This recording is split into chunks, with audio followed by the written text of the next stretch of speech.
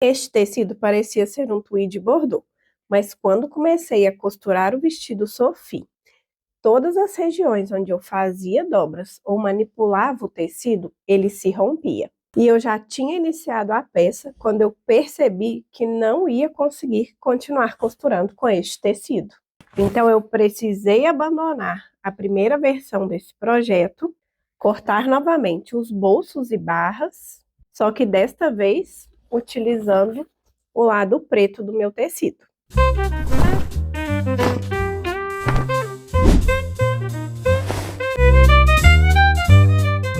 Quando eu escolhi o tecido para as partes dos detalhes de acabamento do meu vestido Sophie, eu queria um tweed bordô.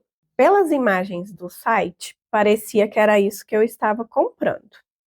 A cor combinava com a proposta que eu queria, então eu fiz a compra pensando neste resultado. Mas eu me concentrei muito mais na aparência e na cor, porque eu estava com um pouco de pressa para receber logo aquele tecido. Eu precisava finalizar esse projeto rápido. E esqueci de me atentar à composição e à forma como aquele tecido havia sido construído. Logo quando ele chegou, eu já percebi que não era o tweed bordô como eu havia imaginado. A base era um tweed preto e por cima daquele tweed tinha sido aplicada uma camada de PU na cor bordô. Logo quando eu vi o tecido pessoalmente, eu já não gostei tanto. A superfície ela ficava bem diferente daquele aspecto tradicional do tweed, que a cor já faz parte da trama do tecido. Mas, como eu não tinha muito mais tempo, eu resolvi fazer o vestido assim mesmo. Eu já tinha o material, a cor continuava conversando com o projeto e pensei que talvez até essa diferença de textura pudesse criar um pouco mais de interesse na peça no final. Então, cortei as partes dos detalhes de bolso e barras, utilizando o lado bordô como principal e comecei a costura. Mas um problema apareceu durante o manuseio desse tecido. Toda vez que eu precisava dobrar, manusear, colocar este tecido sobre outras partes e costurar, a parte do PU começava a se romper. A base, como era um tweed, possuía muitos relevos da trama do próprio tecido, que é característico do tweed. E o revestimento em PU por cima deste tecido não acompanhava bem essa característica. Aqui neste retalho, ó, já dá para entender melhor. Quando eu dobrava o tecido, a base acompanhava perfeitamente, mas o PU não. E nas partes onde havia os encontros entre as tramas do tecido, ele começava a se romper. E não era apenas uma marca de dobra que eu poderia resolver com uma passadoria, ou depois que o tecido tivesse acomodado ele ia ficar certo, não. O tecido realmente estava rasgando. E conforme eu ia manipulando a peça, mais pontos iam se rompendo. O vestido ainda nem estava pronto, mas já parecia que tinha sido usado há muito tempo. Em alguns pontos, o tecido já estava até esfarelando, ficando com aquela aparência de quando uma peça de PU já está mais velha e desgastada com o tempo. No início pensei assim, talvez foi só esse ponto aqui que tinha mais tensão e no restante vai ficar bom. Mas não, isso acontecia toda vez que eu precisava manipular e dobrar aquele tecido. E o vestido não era uma peça que seria completamente plana. Eu precisaria, sim, dobrar, vincar as partes das barras, costurar, rebater. Então, eu precisava manipular muito essas partes dos detalhes. Tecnicamente, eu poderia continuar costurando o vestido assim. Ele iria ficar pronto e iria funcionar. Mas a questão era o resultado final que eu ia ter depois. Se o revestimento já estava se rompendo durante a costura, imagine depois com o movimento do corpo, com a manutenção, lavagens. Eu não tinha certeza que aquele tecido ia durar muito. E isso começou a me incomodar. Não porque toda peça precise manter uma aparência de nova sempre. Os tecidos mudam com o uso e isso faz parte da vida da peça. Mas aqui o desgaste estava acontecendo mesmo antes de eu começar a usar. E foi quando eu decidi parar com esse projeto. Deixei a minha peça de lado para respirar e continuar no dia seguinte. Naquele momento eu já não estava mais satisfeita e eu não ia conseguir continuar costurando daquele jeito. E a costura é assim. Tem horas que a gente precisa, sim, deixar de lado e parar de ver a peça um pouquinho, porque continuar uma peça que você não está satisfeita, não está gostando do processo, já está frustrada com algumas coisas, só vai piorar. Aí começa tudo dar errado. É uma costura que dá errado, você tem que desmanchar de novo. Então eu resolvi parar e pensar melhor para continuar no dia seguinte. No dia seguinte eu pensei, o lado preto do tweed continua intacto. O preto não era a cor que eu tinha imaginado para o projeto, mas o tecido em si iria se comportar muito melhor e de acordo com o que eu precisava naquela costura. Eu não tinha tempo também para comprar outro tecido, porque na minha cidade não tem opções assim de tweed que eu poderia utilizar nessa peça. Eu teria que pedir na internet, iria demorar de novo, talvez não chegasse novamente o tecido que eu estava esperando. Então eu decidi usar o preto como a parte principal do meu tecido. E eu não gravei este novo corte. Naquele momento eu estava concentrada em tentar ver se eu iria conseguir manipular o tecido utilizando o lado preto e se iria trazer um resultado adequado para a minha peça. Por isso, quando vocês acompanharem a construção do vestido Sofia aqui comigo, vão perceber uma mudança no meio do caminho. Em algumas imagens do início, o tecido ainda parece bordô e depois ele passa a aparecer preto. Não são dois vestidos diferentes, mas também não foi uma mudança de cor planejada.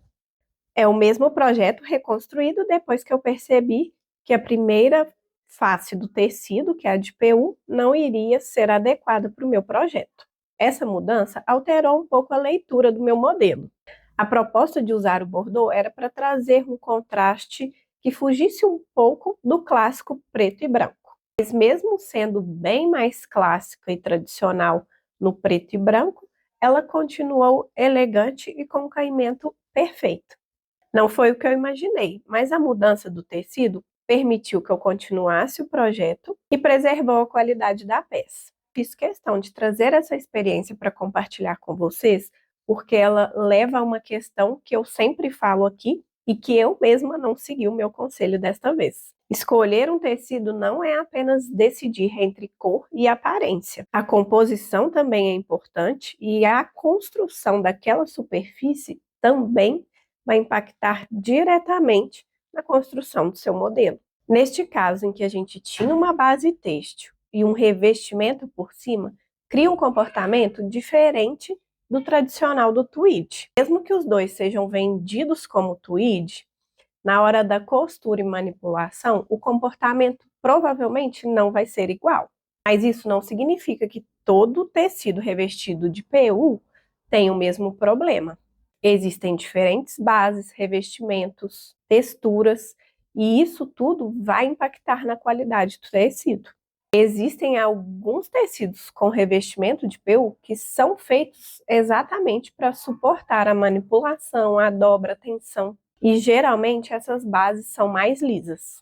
E uma lição importante que eu tirei daqui é, quando você encontrar um tecido que tenha uma textura diferente, procure entender de onde vem aquela textura.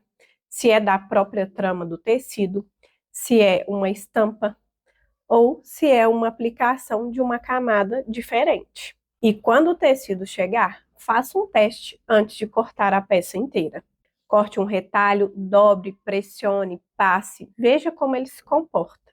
Um teste pequeno não reproduz todas as situações de costura, mas ali você já vai ter uma boa ideia de como o tecido vai se comportar. É claro que você não precisa fazer isso para todos os tecidos, mas para aqueles tecidos muito diferentes do que você já está acostumado a trabalhar. Eu não fiz essa investigação com a atenção que deveria antes de começar a costurar o vestido Sophie, mas essa também é uma parte real da construção de roupas.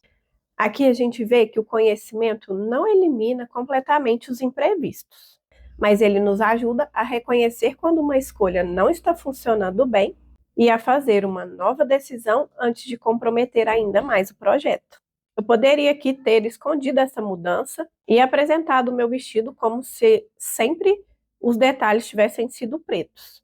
Mas eu achei muito importante dividir essa experiência com vocês para que vocês não passem pelo mesmo problema que eu passei. que é a intenção aqui do canal, é compartilhar com vocês a vida real da costura para que vocês possam evoluir junto comigo. A principal questão aqui não foi se eu deveria ter insistido no bordô ou costurado o preto desde o início.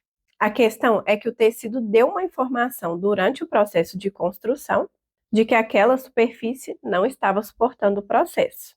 Quando isso acontece, continuar só porque o projeto inicial era aquela escolha, raramente vai garantir que o resultado fique bom. Às vezes, trocando uma técnica, modificando um acabamento ou alterar o tecido vai ser a opção melhor. Neste caso, a opção que eu encontrei mais fácil e prática foi abandonar aquela superfície inicial que eu iria utilizar e utilizar o meu tecido pelo avesso. No próximo vídeo dessa série, a gente já vai começar a construção do vestido Sophie. Primeiro vou apresentar a modelagem, o caimento, o resultado final do nosso vestido.